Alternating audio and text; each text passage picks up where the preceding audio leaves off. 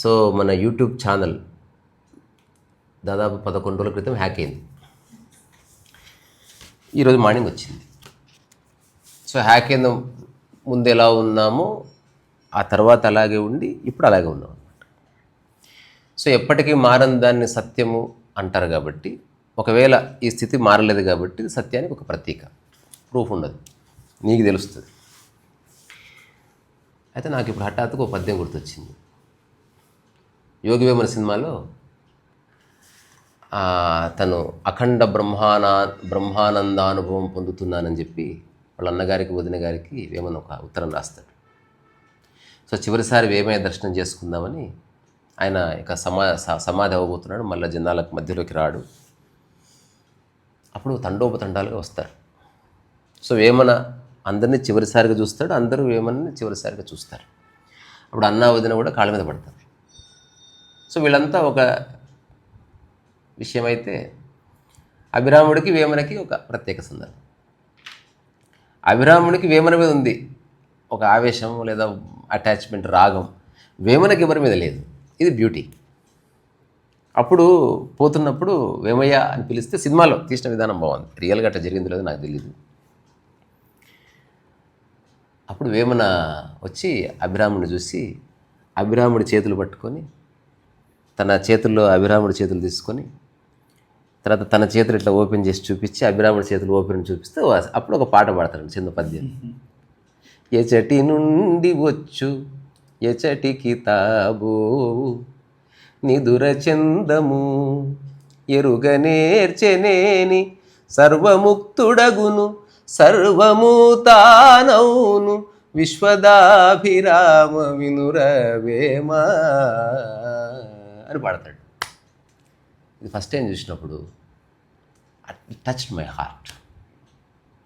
అంటే నువ్వు ఏం తీసుకుని రాలేదురా డాడీ, ఏదో తీసుకుని వెంటబోవడానికి, మధ్యలో ఏదో వస్తుంది పోతుంది అంతే, దాన్ని చూడు, దాంతో బంధం వద్దు అన్న కాంటెక్స్ట్లో చెప్తాడన్నమాట. సో ఛానల్ పోయిన తర్వాత ఒక 3 days కంటిన్యూస్గా ఫోన్ కాల్స్ మాట్లాడడము, అన్ని డాక్యుమెంటేషన్ చూడడము. నాకు కూడా చాలా విషయాలు తెలియదు. అది తీసుకురా, ఇది తీసుకురా, ఛానల్ ఐడియా ఏంది తెలియదు నాకు. అది ఎవరో భరద్వాజ్ దాచిపెట్టాడు కాబట్టి తెలిపితే నాకు తెలియదు. యాడ్సెన్స్ నెంబరు, ఏ అకౌంట్ నెంబర్ ఎంత, దీనికి పాత పాస్వర్డ్ ఏంది, రీసెంట్గా ఎక్కడి నుంచి లాగినాను, మీ ఐపీ అడ్రస్ ఏంది, ఇట్లాంటివన్నీ ఒక్కొక్కటి తెలుసుకుంటూ రకరకాలుగా ఆలోచిస్తూ ప్రశాంతంగా అందరికి జవాబులు ఇస్తూ అట్లా 3.5 days గడిచిపోయిన తర్వాత స్పేస్ దొరికింది. అంతవరకు అసలు స్పేస్ లేదు. ఎవరో ఫోన్ చేస్తున్నారు, వీళ్ళు ఫోన్ చేస్తున్నారు, సైబర్ క్రైమ్ వాళ్ళు ఫోన్ చేస్తున్నారు, ఆ టీంని అంతా కలిపి రికవరీ గ్రూప్ ఒకటి ఉంటే వాళ్ళు ట్రై చేస్తున్నారు. తర్వాత మీ మొబైల్ హ్యాక్ అయిందేమో చెక్ చేద్దామని ఒకరు అంటున్నారు, బ్యాంక్ వెళ్ళి చెక్ చేసుకోండి అదేమన్నా హ్యాక్ చేశారని ఒకరు అంటున్నారు, ఇక రాదంట, ఇట్లా రకరకాల కాంటెక్స్ట్లు. సో వీటన్నిటి మధ్యన కాస్త అంతర్గత అలజడి లేకపోయినా ఇటు ఇటు తిరిగి ఇంబ్యాలెన్స్ వల్ల కాస్త రెస్ట్ తీసుకుంటే బాగుండన్న భావనకి వచ్చింది. అప్పుడు నాకు ఈ పుస్తకం అనిపించింది. ఇది నాకెవరో గిఫ్ట్ ఇచ్చిన పుస్తకం. ఈ పుస్తకం పేరు గురుచరణ సన్నిధిలో. దీన్ని రాసిన వాళ్ళు ఇద్దరు విదేశీయులే, చాడ్విక్ అండ్ కోహెన్. సో ఇది రమణ మహర్షి ఉన్న రోజుల్లో అతనితో సహజీవనం చేసిన ఒక వ్యక్తి రాసిన పుస్తకం. దీంట్లో ఒక అద్భుతమైన విషయం ఉంది. పర్టికులర్లీ పేజ్ నెంబర్ 120 నుంచి ఆల్మోస్ట్ 180 వరకు రమణ మహర్షి చివరి రోజుల్లో అతని స్థితి ఎట్లా ఉంది, అతని మానసిక స్థితి ఎట్లా ఉంది, తను ఎట్లా ప్రవర్తించేవాడు, మెల్లగా శరీరం పడిపోతుంటే తను ఎట్లా ఉన్నాడు అనేది వ్యక్తిగతంగా చూసిన వాళ్ళు డే టు డే డేట్లు వేసి మరీ రాసిన అకౌంట్ అనమాట. అంటే ఎగ్జాంపుల్ 1949 11వ తేదీ సెప్టెంబర్ రోజు ఏం జరిగిందనేది. మహర్షి ఈరోజు ఒక తమిళ పద్యం అల్లారు. దాన్ని విని ఒక ఆంగ్లం అనేది చాలా సరదా పడి దాన్ని ఆంగ్లంలోకి ఎప్పుడు తర్జుమా చేస్తారని ఆతృత పడుతున్నది. అది సృష్టికర్త మీద స్తోత్రం అనుకున్నది ఆమె. కానీ అది ఒక విరేచనకారి అయిన మందు మీద భగవాన్ తన స్వహస్తంతో పెద్ద పెద్ద పంక్తులతో రాసింది. ఎందుకంటే అప్పుడు మంగులు మింగుతూ ఉన్నాడు. ఆయన వద్దంటున్నా వేస్తున్నారు అవుట్ ఆఫ్ రెస్పెక్ట్. నాకు వద్దు, నాకు ఆకలేదన్నా తిను అని సాగు కొడతారు కదా, అట్లా. సో భగవాన్ చిన్నపిల్లవాడు కొత్తగా పద్యం రాసి అందరికీ చూసి సంతోషిస్తున్నట్లు అందరికీ చూపించి తెగ సంబరపడిపోతున్నాడు. అంటే శరీరానికి క్యాన్సర్ ఉంది, కానీ తన యొక్క మానసిక స్థితిలో ఎలాంటి అలజడి లేదు. ఇది ఒక అపూర్వమైన విషయం. ఇది ఎవడి కూడా అర్థం చేసుకోవాల్సిందే, లేకపోతే నువ్వు చేసిందే నీ కొంప ముంచుతుంది, నువ్వు కొన్నదే నిన్ను భయపెడుతుంది, నా అనుకున్న వాళ్ళు నీకు దూరమై నిన్ను బాధ పెడతారు, ఏమో జరుగుతుంది ఇక్కడ. అందుకని సాక్షిగా ఉండటం అన్నది కూడా కొంత తెలియాలి. అంటే ఏదైనా ఆలోచన వస్తే దాన్ని పట్టుకొని పనిచేయడం ఉంది, అట్ ద సేమ్ టైం అవసరం లేదనుకుంటే ఆలోచనకు స్పందించకుండా ఉండడం కూడా తెలిసి ఉండాలి. ఇందులో చిన్న చిన్న పారాగ్రాఫ్లు ఇప్పుడు నేను చదివినంత ఒక రోజు జరిగిందని ఒక 2 లైన్లు రాశారు. ఆ రోజు జరిగిన ఒక ముఖ్య సంఘటన. ఎందుకంటే ఆ రాసిన వ్యక్తి కూడా పొద్దస్తమానం భగవాన్ని పట్టుకుని ఉండడు కదా. ఇందులో ఒక 2-3 ఇన్సిడెంట్స్ నాకు గుర్తున్నాయి చదివినా కాబట్టి. ఇప్పుడు మీ చేయికి ఇట్లా అయింది కదా, ఏమనిపిస్తుంది మీకు అని అడిగారు. అంటే మీకేమనిపిస్తుంది అంటే నాకు చాలా బాధగా ఉంది, అది మీ శరీరం కాదే అని అడిగారు. నా శరీరం ఏదైనా అంటే నీది కాని దాన్ని నువ్వు అనుకోవడం ఎందుకు, బాధపడ్డం ఎందుకు? శరీరం ఉన్నదే మరణించడానికి, పడిపోవడానికి అని తెలిసిన తర్వాత ఏమిటి బాధ? సో చనిపోయే 2-3 రోజుల ముందు వరకు కూడా ఆయన చాలా జోక్స్ వేశారు. శరీరం పని శరీరానిది, తనకు దానితో సంబంధం లేదు, కానీ దానికి ఏమేం కావాలో అంతా. మిగతా భక్తులందరూ వచ్చి కొబ్బరి నీళ్ళు తాగు, గంజి తాగితే మంచిదంట, పెరుగు తాగాలంట ఇట్లా చెప్తుంటే ఒకసారి అవన్నీ తాగి తాగి తాగి చూడు మీ మాట విని శరీరం ఎట్లా శుష్కించిపోయిందో, అందుకని మీరు నాకేమి ఇవ్వద్దు, నాకేమైనా కావాల్సింది నేనే అడుగుతాను, నేను అడిగే వరకు నాకేమి ఇవ్వడానికి వీల్లేదు అని కటుగా చెప్పాడు. ఇప్పుడు ఆ కటువు ఎందుకు చెప్పవలసి వచ్చింది? పక్క వాళ్ళ వల్ల. అదే ఏ కటుత్వం లేదు, అయినా జనాలు ఊరుకోరు. ఎవరో ఒకరికి చెప్పి భగవాన్ అట్లా అంటారు కానీ వెళ్ళి ఏదో ఒకటి ఊరికి పక్కన పెట్టండి, తాగాలనిపిస్తే తాగుతారు. ఎవరో గ్లాస్ పట్టుకుని అట్లా నిలబడతారు. ఏమిటి కొంచెం కొబ్బరి నీళ్ళు తాగితే బాగుంటుంది. ఎవరు? మీరే. నాకు కావలిస్తే నేను తాగుతాను కదా, మీకు కావలిస్తే మీరు తాగండి. కన్నీళ్ళు పెట్టుకుని నేను తాగితే నీకు సంతోషమా? అవును అయితే ఇయ్యాలి అంటే చూడు. So it's so clear understanding. ఏది అలా ఉంటుంది, తాగుతారు, ఈగలాగా తగులుతారు. కాకపోతే ఎంత చేసినా ఒక అంతులేని కంపాషన్. వాళ్ళేం కావాలని చేయట్లే, out of respect, out of reverence చేస్తున్నారు పాపం. కానీ అది అట్లా పరిణమించింది. సో చివరికి నడవలేని స్థితి వచ్చింది, కూర్చోలేని స్థితి వచ్చింది. భక్తులకేమో భగవాన్ ఖాళీగా ఉంటే చేతికి సర్జరీ చేద్దాం, ఇంకోసారి కోద్దాం, దానికి ఈ మందు పెట్టండి ఆ మందు పెట్టండి. ఇతనేమో ఏమి వద్దని. శరీరము తన్ను తాను సరి చేసుకుంటున్నప్పుడు మీరు ఎందుకు కలుగ చేసుకుంటున్నారు అంటే భక్తి మత్తులో వినరు. మిమ్మల్ని కోల్పోవడం నాకు ఇష్టం లేదు అంటే ఎవరు మిగిలారు కనుక భూమి మీద? అంటే మేము ఇప్పుడు మీ ఇంట్లో ఎవరన్నా మిగిలారా? ప్రయత్నిస్తున్న మీరు మిగులుతారా? ఆ స్పష్టత ఉందా మీకు అసలు? అది ఎట్లా కాదు భగవాన్, మీరు అట్లా అనకండి, మీరు ఏదైనా. సో ఇందులో ఒకటి, మహర్షికి ఆగకుండా కడుపులో తిప్పటము, దానివల్ల వాళ్ళు నీళ్లు కూడా ఇముడ్చుకోలేకపోవటము జరుగుతున్నది. ఆహారేచ్ఛ లేకుండా పోయింది, మూత్ర విసర్జన చాలా తక్కువైపోయింది, జబ్బ మీద గడ్డ కొబ్బరికాయ సైజుకు పెరిగిందంటే ఇది. దానికి అప్పుడు ఒక బట్ట వేశారనమాట. కవిరాజ్ అని ఒక వైద్యుడు, ఒక 2-3 వైద్యుల పర్యవేక్షణలో ఎవరు వచ్చినా వాళ్ళకి చెప్పాలి, వాళ్ళు నిర్ణయం తీసుకుంటారు. బాడీ ఎవరిది? రమణ మహర్షిది. అతన్ని ఎవరు పట్టించుకోవట్లే, నా మాట నెగ్గాలని మంచి ఉద్దేశమే, బట్ అది ఇంకేదన్నా ఊరికే. నిన్న ఫోటోగ్రఫీలో చాలా నిపుణుడైన ఫ్రెంచ్ ఫోటోగ్రాఫర్ కార్డియన్ బ్రాసెన్ని భగవాన్ ఫోటో తీశారు. ఆయన అదే భగవానుని చివరి ఫోటో కావచ్చు, నిజంగా అట్లేదు చివరిగా తీసిన ఫోటో. అంటే ఇవన్నీ పక్క నుండి రాశారనమాట. సో ఒక వారం నుంచి భగవాన్ ఆరోగ్యం ఒకే తీరున ఉన్నది. కడుపులో తిప్పడం, మూత్రం బిగుసుకుపోవడం అడపదడప ఉంటూనే ఉన్నాయి, కానీ ఆరోగ్య పరిస్థితిలో ఏమీ మెరుగులేదు. అందువల్ల భగవాన్ దర్శనం ఇచ్చేటందుకు బయటికి రావడం లేదు.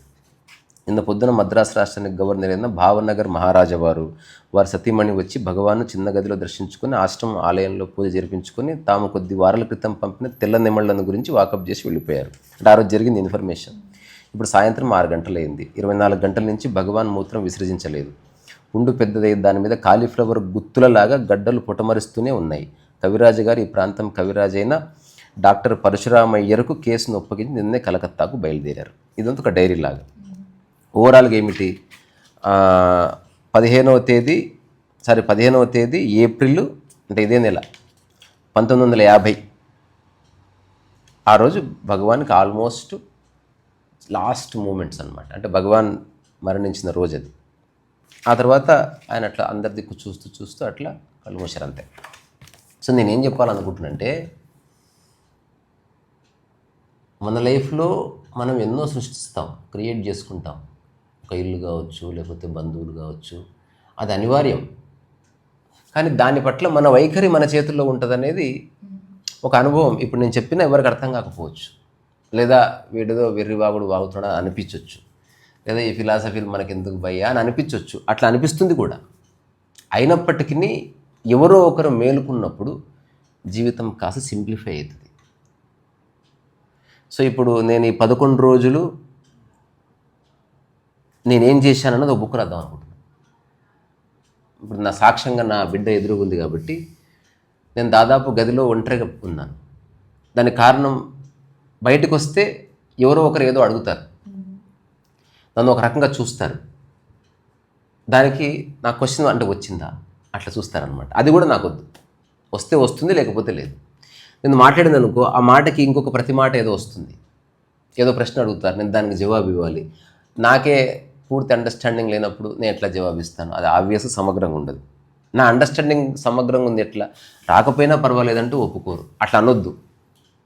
అటు ఎందుకు నెగిటివ్ మాట్లాడు? నెగిటివ్ లేదు, పాజిటివ్ లేదు, సత్యం అది. వచ్చినా ఏమీ కాదు, రాకపోయినా ఏమీ కాదని ఇప్పుడు కాదు, ఎప్పటి నుంచో చెప్తున్నా. అయినా అనొద్దు. సరే అనను. దీనికి ఏం చేయాలి? నోరు మూసుకొని నా పని నేను చేసుకోవాలి. సో నాకు తెలిసిన ఎవరెవరైతే మాటికి ప్రశ్నలు అడుగుతున్నారో వాళ్ళందరికీ ఒక రాత్రి మెసేజ్ పెట్టాను. ఛానల్ వస్తే మీకు తెలుస్తుంది. మీ పని దీని గురించి ఎంక్వైరీ చేయడం కాదు, మీకు దేనితో బంధం ఉందా, అది పోతే మీరు ప్రశాంతంగా ఉంటారా, అది ఎంక్వైరీ చేసుకోండి. సో నేను ఒక ఎంటర్టైన్మెంట్ కాదు నీకు. నేను ఒక విషయాన్ని చెప్పాలని ఒక చిరు ప్రయత్నం చేస్తున్నా, అలసట లేకుండా. అదేంది? వచ్చిపోయే వాటి మీద ఇదే. వచ్చిపోయే వాటి మీద నీ మానసిక స్థితి ఆధారపడకుండా చూసుకో. జీవన్ముక్తి అంటే అది. ఇప్పుడు ఇది రమణ మహర్షికి 100% ఫిట్. ఈ పుస్తకం సారమే అది. ఈ ప్రపంచంలో యోగులు ఎవరు మరణించినా వాళ్ళు ఎందుకు అంత నిశ్చలముగా ఉన్నారంటే వాళ్ళ పరిధి చాలా విశాలమైందని తెలుసుకున్నారు. మనం క్రియేట్ చేసుకున్న 3-4 విషయాల్లో మనం ఇరుక్కుపోయి దానికి ఏదైనా అయితే బాధపడి అట్లా చేసిన వాడి మీద కోప్పడి మానవ సంబంధాలు పనికిరాని మాటలతో తెంపేసుకుని నువ్వు నాకు అక్కర్లేదు, నీ వల్లే నేను ఎవరి వల్ల ఎవరు మోసపోరు. మన అజ్ఞానమే మనల్ని మోసగించేలా చేస్తుంది. నువ్వు నీ పని చేసుకో, దాంట్లో కోర్ని పట్టుకో. నేను పుస్తకంలో ఒక ముఖ్యమైన పాయింట్ నేను చెప్పాలనుకుంటున్నది, ఇప్పుడు కూడా చెప్తుంది. దయచేసి ఒకటే దాని మీద ఆధారపడదు. ఇది నేను 2009లో రియలైజ్ అయిన విషయం. అయినప్పటికీ 2014 వరకు ఆచరించలేని విషయం నాకు. ఎందుకంటే నాకు ఎటు పోవాలో తెలుస్తలేదు.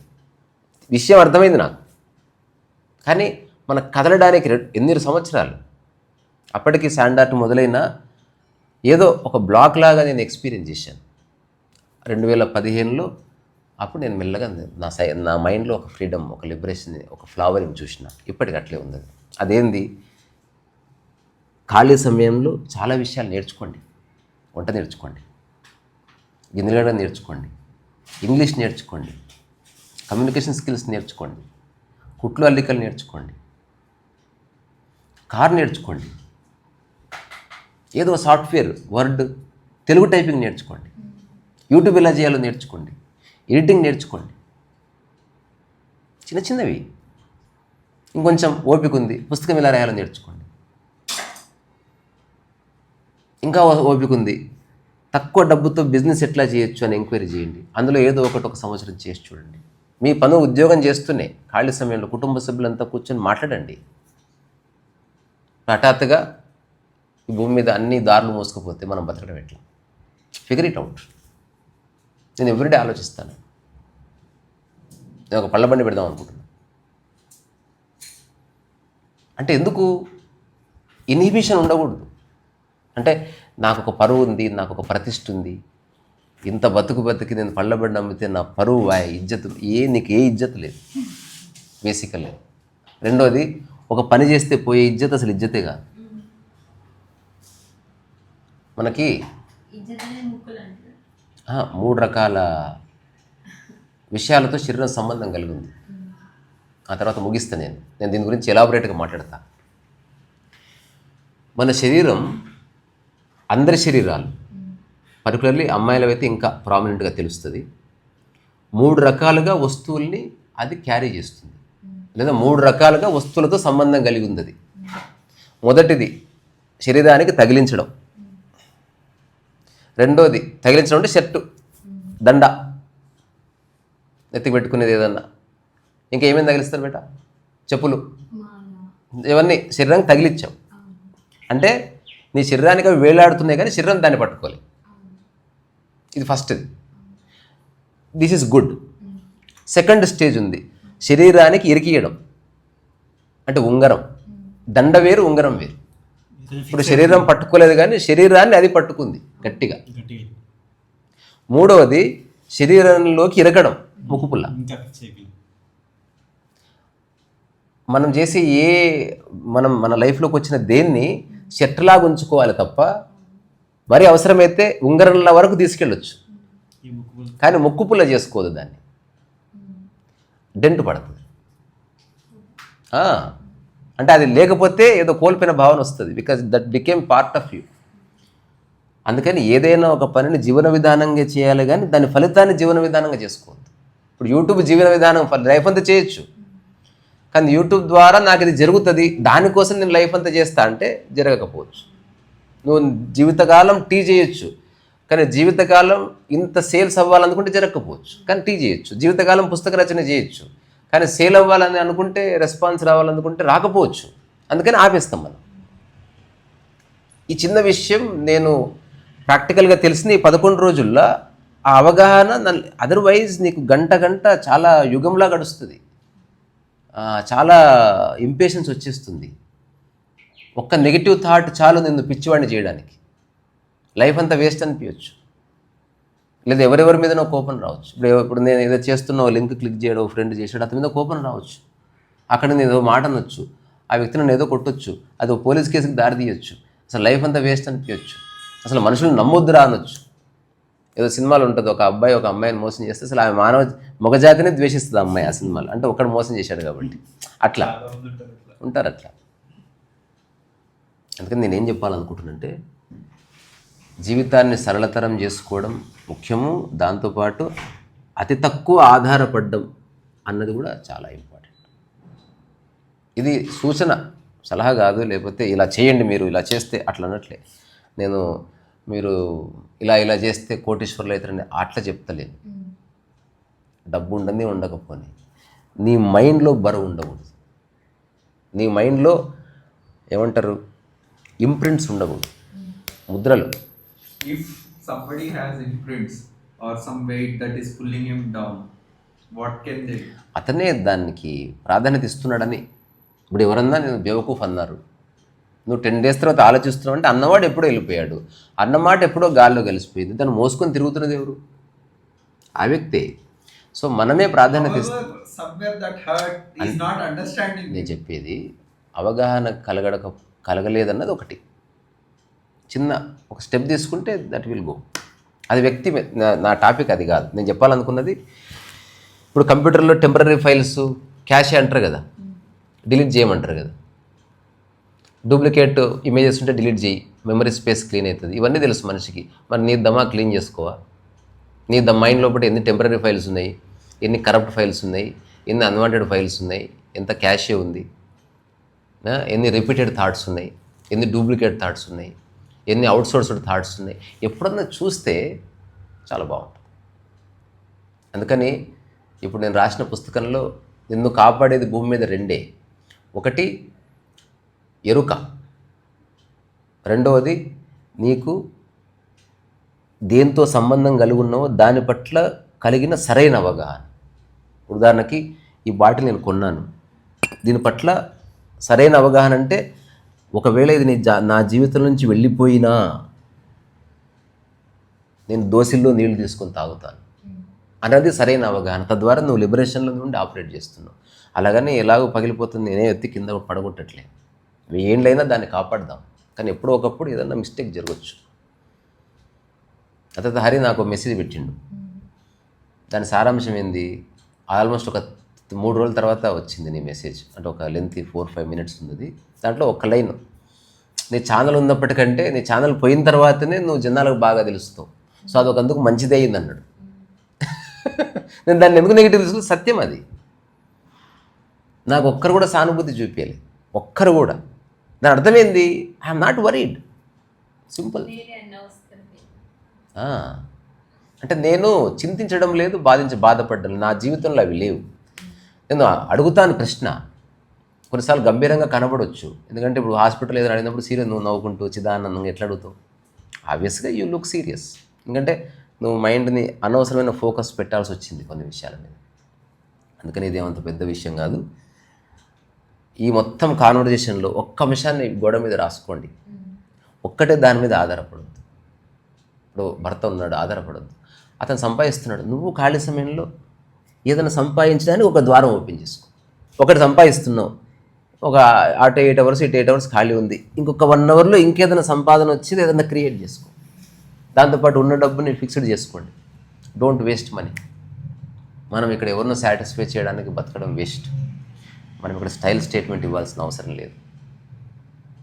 You are here to live your life. Osho ఒక మాట చెప్తాడు, లైఫ్ అనేది డ్రామా కాదు, డ్రామాలో రిహార్సల్ ఉంటుంది, లైఫ్లో రిహార్సల్ లేదు, జీవించేసేయాలి. అందుకని చింత బాధ ఉందా, నువ్వు రిహార్సల్స్ పడతావు, నాటకం థియేటర్ తిరిగి ఫ్రెండ్స్ అంతే. నువ్వు డైరెక్ట్ చేసేసేయాలి అంతే. సో ఎప్పుడో లేదు అది, ఇప్పుడే. సో ఆ అవగాహన అన్నీ బాగున్నప్పుడే క్రియేట్ చేసుకుంటే చాలా బాగుంటుంది అనేది ఒక కామన్ మ్యాన్ పర్స్పెక్టివ్. ఇది అట్లా ఉపయోగపడుతుంది. ఒకటి ఓషో మొన్నే చదివాను ఒక quote, it is better to know yourself than rely on people who don't know themselves. అంతే కదా. మొన్న ఒక ఆడియో వినిపించిన కదా నీకు, ఇగ్నోర్ కర్నా సీఖో. అది ఇగ్నోర్ చేయడం అంటే నువ్వు ప్రతిదానికి జవాబు ఇవ్వాల్సిన అవసరం లే, ప్రతి ఆలోచన అడ్రస్ చేయాల్సిన అవసరం లే, మనిషి పెట్టే ప్రతి ఎక్స్ప్రెషన్కి నువ్వు రియాక్ట్ అవ్వాల్సిన అవసరం లేదు. You are here to do your stuff. ఉదాహరణకి ఒక చెట్టు ఉంది, దాని పక్కనే పెద్ద ధర్నా జరుగుతుంది. చెట్టు కాయలడం మానేస్తా, తన పనిలో తాను ఉంటుంది అంతే. ఎవరో వచ్చి చెట్టు నూపితే 2 కాయలు రాలిపడవచ్చు. అట్లా ఎవరైనా యోగి అయినా డిస్టర్బ్ అయ్యే అవకాశం ఉంది. ఇప్పుడు ఈ పుస్తకం చదివితే రమణ మహర్షి కూడా కొన్నిసార్లు కన్నీళ్ళు పెట్టిన సందర్భాలు ఉన్నాయి. రమణ మహర్షి కూడా చాలా కోపడ్డ సందర్భాలు ఉన్నాయి. అంటే ఎదుటి వ్యక్తి వల్ల సందర్భం అంతేగాని ఒక శాశ్వతంగా కోపం ఈ వంశానికి ఆ వంశానికి పడదు, వాళ్ళు మేము పాలలు పడదు, ఎంత స్టూపిడిటీ. సందర్భంలో ఏదన్నా కోపం రావచ్చు. అందుకని ఓవరాల్గా ఈ 11 రోజులు అన్నది నథింగ్ చేంజ్డ్. నేను 100% ఎప్పుడు సర్వదా నేను రెడీగా ఉన్నా. ఏది లేకపోయినా ఐ బిగిన్ మై లైఫ్. నేను బతకడానికి నాకు చాలా మినిమలిస్టిక్ లైఫ్ నాది. ఇప్పుడు ఒక టాక్ చేస్తున్న పాత టీషర్ట్ వేసుకుని ఉంటున్నాను అంటే నాకు ఏ ఇన్హిబిషన్ లేదు. ఎవరేమనుకుంటారంటే అది వాళ్ళ క్రియేటివిటీ అనుకొని మనోహరం దాన్ని వద్దడానికి. అందుకని నేను తప్పకుండా ఇంకోటి నిర్వాణ శతకం పుస్తకం పూర్తయింది. ఈ 11 రోజుల్లో రీసాల్లో వచ్చిన ఒక పుస్తకం సగం పూర్తి చేశాను. ఇది ఆత్మదర్శనం 2 కింద లెక్క. ఓన్లీ రాజమౌళి తీసేది బాహుబలి 2, మేము కూడా రాస్తున్నాం ఆత్మదర్శనం 2. ఆ తర్వాత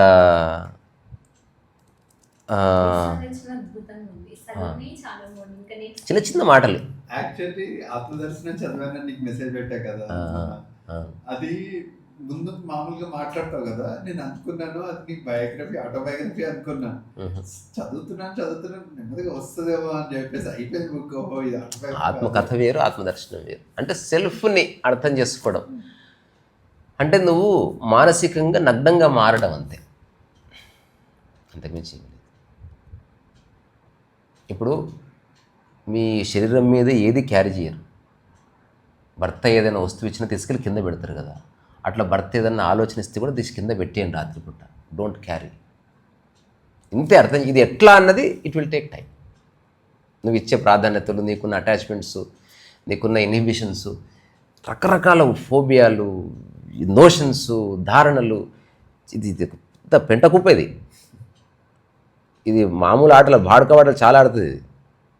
అందుకని దాన్ని చూసే స్థితి ఉంది, దాన్ని ఉపయోగించుకునే స్థితి ఉంది. అంతేగాని దాంతో ఇది ఇప్పుడు నేను చిన్న ఒక ప్రాక్టికల్ ఎగ్జాంపుల్ ఇచ్చి బాగా చెప్తా, మీకు మీరు అర్థం చేసుకోండి. ఇప్పుడు నేను దాహం వేసింది, నేను నీళ్లు తాగాలి, పట్టుకున్నాను, నీళ్లు తాగాను. నెక్స్ట్ ఏం చేసి చెప్పవా? ఆ తర్వాత మూత పెట్టేస్తా. కాదు, ఏహే మూత పెట్టేస్తావు. వదిలేస్తా. పెట్టిన తర్వాత నెక్స్ట్ చెప్పరా? అది చెప్పండి. మళ్ళీ ఆ ప్రాసెస్ మళ్ళీ స్టార్ట్. తాగుతాను, అయిన తర్వాత నెక్స్ట్ ఏం చేస్తా? తర్వాత వదిలేస్తా. ఇది మంచి అప్రోచ్. అట్లా కాకుండా ఇట్లా పట్టుకున్నా. ఇప్పుడు ఇది అతుకపోయింది నా చెయ్యి. ఇదే సఫరింగ్ అంటే. ఇప్పుడు అతకపోగానే ఇట్లా దులుపుతా చూడు, ఇదే సఫరింగ్ అంటే. అట్లా ఆలోచనలు అతకపోయినాయి మీకు, అంతే. నేను అతకపోకుండా చూసుకుంటుంది ఎప్పటికప్పుడు, అంతకుమించి ఏమీ లేదు. ఇప్పుడు ఎవడన్నా వచ్చి రారా వేదాల గురించి డిబేట్ చేద్దామంటే నేను ఫస్ట్ బోర్లా పడి నా వల్ల కాదు సామె పారిపోవడం నాకు రాదు. నాకే అంటే నేను అటువంటి అంత గొప్ప జ్ఞానం లేదు నాకు. ఏదైనా నాకు తెలిసింది అక్కడక్కడ కోట్ చేస్తాను, చదివాను ఉపనిషత్తులు, నాకేం గుర్తులేవు. ఇంతే, ఫ్రీ. నువ్వు పట్టుకున్నా కూడా అతికి లేదు కదా. అట్లా ఆలోచనలు ఉన్నా కూడా వాటి అటాచ్మెంట్, తాదాత్మ్యత ఉండొద్దు అనేది చెప్పి చెప్పి చెప్పి చెప్పి చచ్చిపోయారు కొన్ని వేల మంది. ఏదో రోజు చెప్తున్నా నేను, వింటున్నా మీరు కూడా వీక్తారు, అది వేరే సంగతి. ఆ పీకిలోపు ఆలోచనలకి మీకున్న లెంక తెగేటట్టు చూసుకోగలిగితే మిరాకిల్ జరిగినట్టు. ఈ భూమి మీద మిరాకిల్ ఏంది? You are not affected by a thought. Miracle of the miracles. ఎవరో నీళ్ళ మీద నడిచారు, అది మిరాకిల్ కాదు. ఎవరో గాల్లో ఎగిరి, అది మిరాకిల్ కాదు. ఇది miracle. You are not affected by any thought. ఇది నేను చెప్పాలనుకున్నా. తప్పకుండా 11 రోజులైతే ఒక బుక్ రాస్తా. నేను ఒక టైంలో ఒక 21 days నేను సైలెన్స్ ఉన్నా. 21 రోజులు అప్పట్లో బుక్ రాసిన. ఏకాదశి 21 రోజులు దాని పేరు. 11గా ఏదో పెట్టచ్చు, ఏదో ఒకటి అట్లా 11 అనేది లెక్క. ఏదేమైనా నేను ముఖ్యంగా చెప్పాల్సింది భరద్వాజ్, అశ్వార్థ్, తర్వాత చేతన, మైథిలి ప్రత్యక్షంగా, తర్వాత బాలు, టైసన్, కొంచెం దూరంగా ఉన్న మా అమ్మ, తేజ, హరి, ఎవ్వరూ ఒక్క మాట కూడా అనలేదు నన్ను నెగిటివ్గా. నువ్వు ఎందుకు ఇట్లా పిచ్చి పని చేస్తావు, ఎందుకు వచ్చినావు, అది అట్లా ఎవ్వరు ఒక్కరు కూడా బాధ్యతారాహిత్యంగా ఒక్క మాట అనలేదు. ఈధర్ దాన్ని రిస్టోర్ చేయడానికి ప్రయత్నాలు చేశారు, లేదా నా ఒరిజినల్ స్టేట్ తెలుసు, వీడు గాబరా పడ్డు, అందుకని వాళ్ళు గాబరా పడలేదు. ఒక బ్యూటిఫుల్ థింగ్. తర్వాత ఎంతోమంది ఎవ్రీడే మెసేజ్లు పెడుతూ వచ్చారు, అన్న ఇంకా కనిపిస్తలేదు. సో నేను ఎప్పుడు రిపోర్ట్ చేస్తూ వచ్చాను, ఇలా చెప్పారు, ఇలా అవుతుందట, నాకు తెలియదు, నేను ఏది ఊహించను. ఎందుకంటే వస్తుందని నేను గట్టిగా నమ్మాను అనుకో, రాకపోతే మళ్ళీ నా మైండ్ తీసుకోవచ్చు, తీసుకోకపోవచ్చు. అందుకని ఎప్పటిదప్పుడు ఇలా జరిగింది, ఇలా అవుతుంది, ఇంతే జరిగింది, ఇలా వచ్చింది, ఇట్లా అయిందట, ఇలా జరుగుతుందట, ఇట్లా నేను దాని నుంచి ఫ్రీగా ఉండి ఆపరేట్ చేశాను. రంజిత్ కూడా ఇది గొప్ప నాకు అనిపించింది ఏంటంటే, ఈ 11 రోజుల్లో ఏం జరిగిందంటే జస్ట్ ఆ థాట్ వచ్చింది హెడ్డింగ్ నువ్వు చెప్పేసినావు, నాకు చెప్పు. అదే 11 రోజులు అంటే నేను నిజానికి కాస్త మైండ్ అనే విషయం పట్ల అవగాహన లేకపోతే వెరీ డిప్రెసింగ్ పీరియడ్ ఇది ఎవరికైనా. అంటే ఇప్పుడు మంచి సబ్స్క్రైబర్స్ ఉన్నారు, కొంత డబ్బు కూడా వస్తుంది, దాని ఉంటే నేను ఏదన్నా చేయొచ్చు కదా. సో అది ప్యూర్ లిబరేషన్లో చేస్తున్నది అది. అంటే నేను అందుకే కొన్ని వేల సార్లు చెప్పుంటాను, మీరు చూడండి, చూడప్పుడు నేను చేస్తా వీడియో అని ఎందుకు చెప్పాను. వద్దు బంధం, అది నాకు అంతర్గతంగా తెలిసిందా, చెప్తే ఎవరికన్నా ఒకరికి మేలుకుంటుంది. అంటే నేను ఏదో రోజు ఇప్పుడు నేను చెప్పిన చిన్న చిన్న మాటలను ఆచరించిన వాళ్ళు చాలామంది ఉంటారు. వాళ్ళు రాసిన పుస్తకాలు మీరు చూస్తారు, అవి నా దగ్గర చాలా ఉంది, నేను చదివి డిలీట్ చేసిస్తాను. అంటే ఐ డోంట్ వాంట్ ఈవెన్ దాన్ని కూడా తృప్తి పడాల్సిన అవసరం లేదు. అది అది అట్లనే జీవించాలి, ఏ మరక లేకుండా జీవించాలి మనసు మీద. అట్లా మన సైకలాజికల్గా ఆకాశం అట్లా క్లియర్ ఉండాలి. ఇంత చేసుకొని మనం బాధపడితే వాట్ ఈస్ ద పాయింట్? మనకు అర్థం చేసుకోగలగాలి. తప్పు జరిగింది, పోయింది, అవును ఖరాబ్ అయింది, అవును నేనే కిందే, అండర్స్టాండ్ అంటే గమండ్ అక్కర్లేదు. కానీ మనం ఏం చేస్తాం, అయ్యో ఇట్లయింది, అయ్యో నాకు ఇట్లయింది, నాకే ఇట్లా జరుగుతుంది, నాకు ప్రతి గురువారం ఏదో తప్పు జరుగుతుంది. ఆ రోజు పొద్దున ఎవడు మోహన్ చూసారు రంజిత్ ఛానల్ పోయిన రోజు, ఇట్లా ఎవడో చెప్తాడు, కథం నేను నెక్స్ట్ వాడితో ఫ్రెండ్షిప్ పోతుంది. అట్లయితే నువ్వు రోజు నా మొహమే చూస్తారు. లేదా నాకు అనిపించచ్చు, నేను నా ఫేసే చూసుకున్న అర్థంలో కూడా అనిపించచ్చు. అట్లా అంటే ఇట్లా కరప్ట్ అవుతుంది మైండ్. దీన్ని ఏమంటారంటే గోయింగ్ యాస్ట్రే అంటారు. ఒక్కసారి ఆలోచన నీ కుక్కలాగా నీ తాడు దిగిందా అది ఎటుపోతుందో తెలియదు. ఆలోచన అంతకంటే ఫాస్ట్ పోతే అది కొండెక్కి కూర్చుంటుంది, చెట్టు ఎక్కువ రా దుంకుదాం దా అంటుంది. అది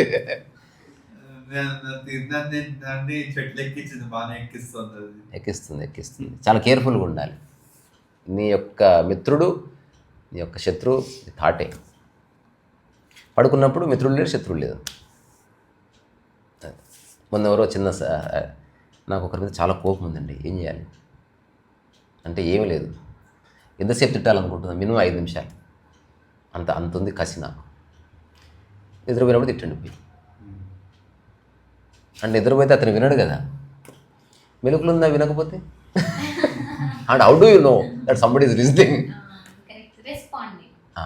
ఇప్పుడు ఉదాహరణ నన్ను రెస్పాండ్ అవ్వకపోతే, అందుకని మీ ఆసక్తి తిట్టడం మీద, అతని రెస్పాన్స్ గురించి మీరు మాట్లాడలేదుగా. ఇది ఒక షెర్లాక్ హోమ్స్లో, తర్వాత ఇది మర్యాద రామందులో కథ ఉంటుంది కదా. ఒక కొత్తగా పెళ్ళైన జంట పెళ్లి కోసం అప్పు చేస్తారు ఒక వ్యాపారి దగ్గర. అప్పుడు అతను ఒక పేపర్ రాయించుకుంటాడు, ఎన్ని రోజుల్లో తీరుస్తావు అంటే, పెళ్ళి అయింది కదా మళ్ళీ వ్యాపారం చేసుకుంటూ 6 నెలల్లో తీరుస్తూ అంటాడు. విన్నారా కథ? ఇది వినే ఉండొచ్చు. యాక్చువల్గా వెరీ ఫేమస్ స్టోరీ. 6 నెలల్లో అంటే సరే అని రాసుకున్న తర్వాత, ఒకవేళ 6 నెలల్లో డబ్బు ఇవ్వకపోతే నేను డబ్బు తీసుకోను, నీ శరీరం నుంచి 1/2 కిలో మాంసం కోసుకుంటా అంటాడు. ఒప్పుకుంటాడు అతను. కానీ 6 నెలల్లో ఇచ్చేస్తానన్న నమ్మకం షెర్లాక్ ఉంటుంది. అయితే ఆ తర్వాత 6 నెలలు అయిపోతుంది, ఆ తర్వాత డబ్బు వస్తుంది, అయినా తీసుకోడు అతను. నాకు నేను మాంసం కోసుకుంటా అంతే. అతను కిలో కాకుండా 5-6 కిలోల మాంసం ఉంటుంది, మనిషి బతకడు ఇంకా. 6 రేంజ్ మాంసం కోసుకుంటా అని రాయించుకోడు పేపర్. ఇప్పుడు ఏం చేయాలి, మర్యాద రామన్ దగ్గర తీసుకుపోతాడు.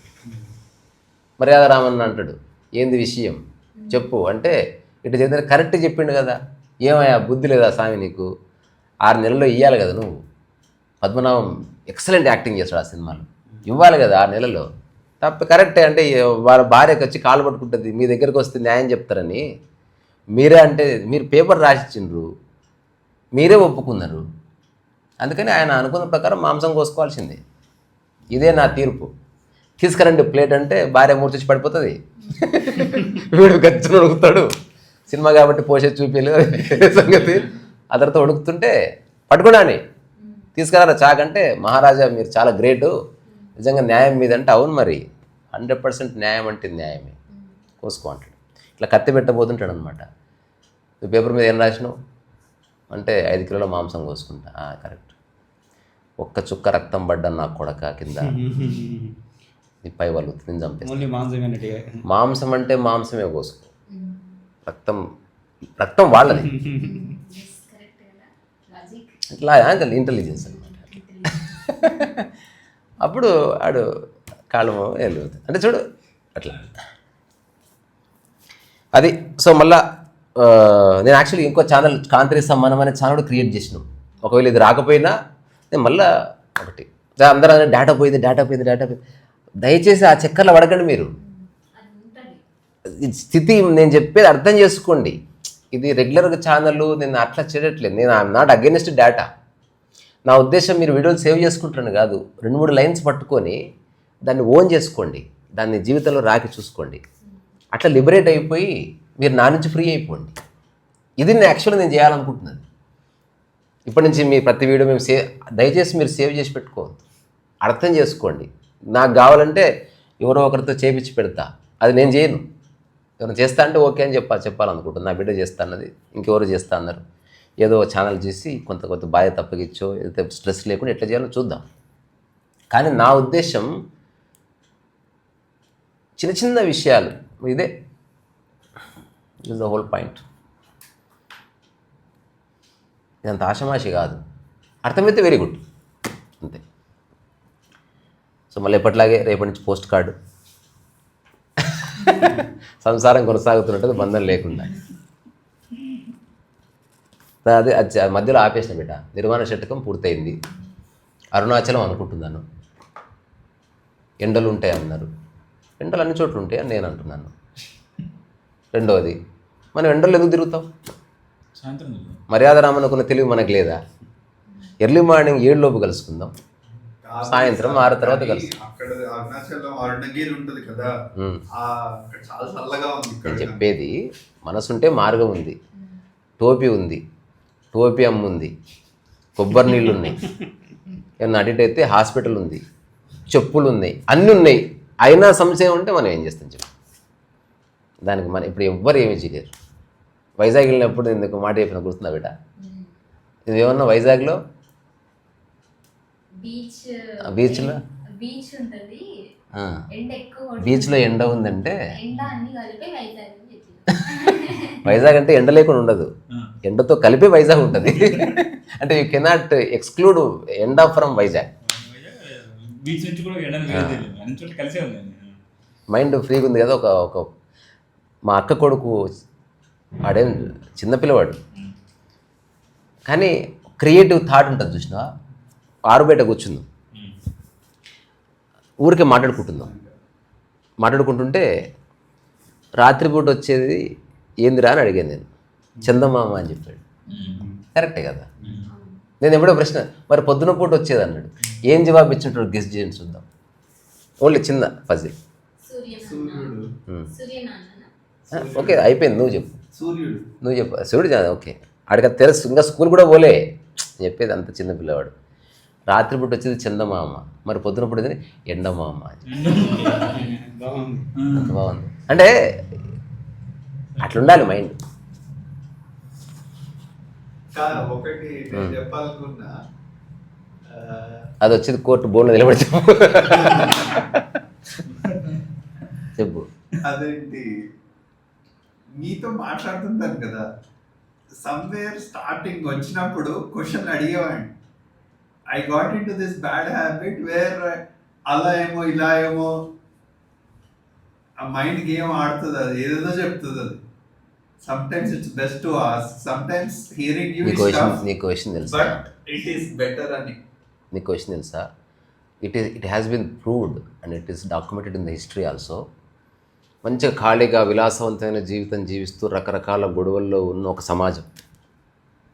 అక్కకు తమ్ముడికి పడదు, అమ్మకు పడదు, భార్య భర్తకు పడదు, అన్నీ ఉన్నాయి, కారు ఉంది, కానీ పీకులాటలు కూడా ఉన్నాయి.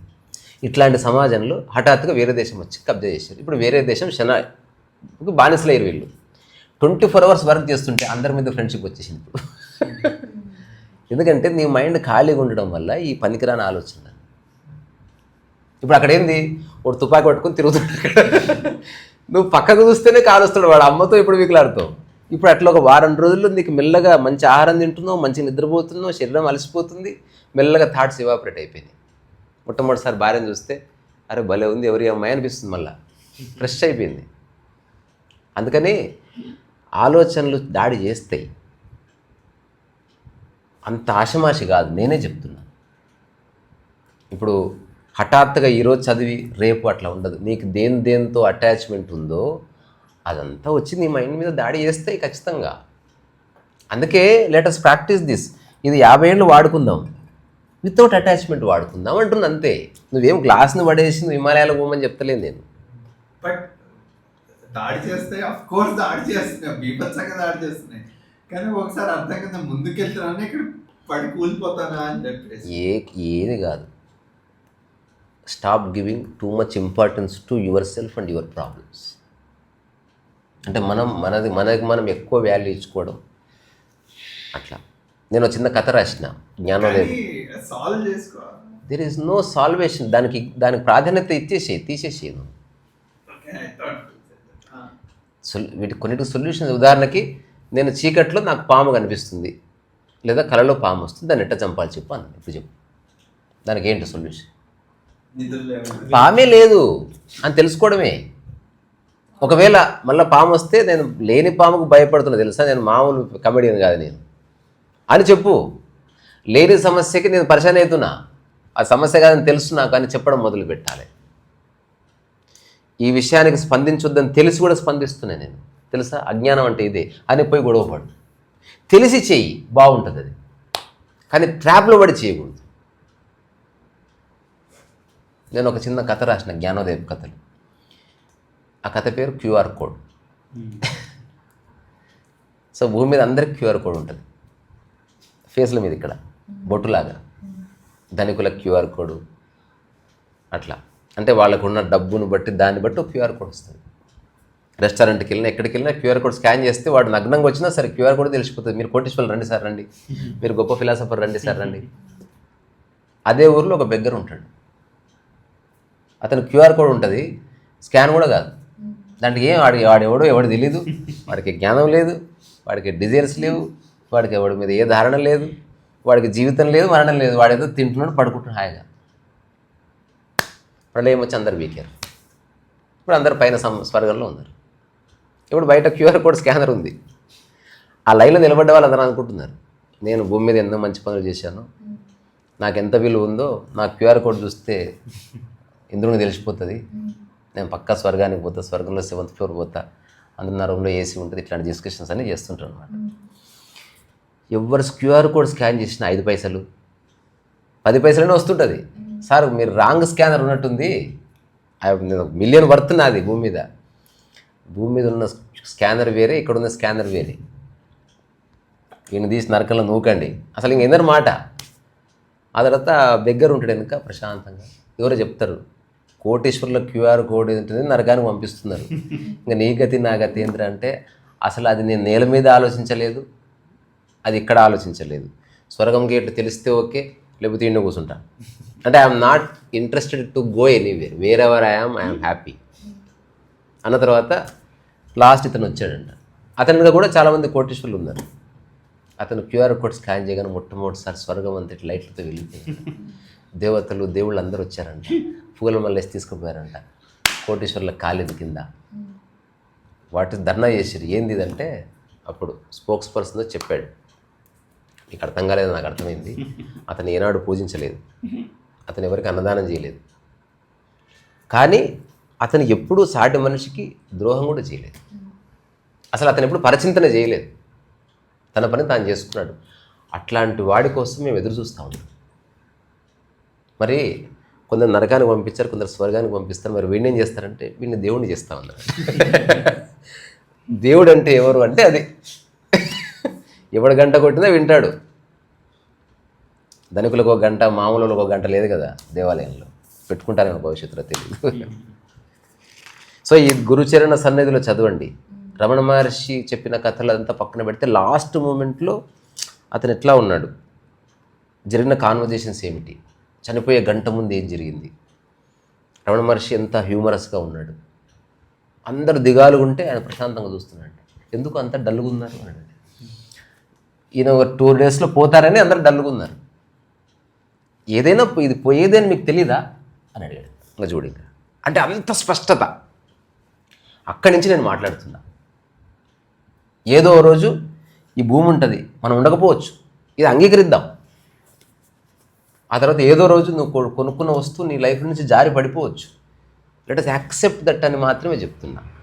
రెండోది నిష్క్రియాపరత్వం వద్దు. ఇప్పుడు ఛానల్ పోతే ఏమేమి చేయాలని అన్నీ చేసినాం. ఏదో విరూపాక్షలో అష్టదిగ్బంధనం ఉంటుంది కదా, మేము కూడా పంచదిగ్బంధనం చేసినాం.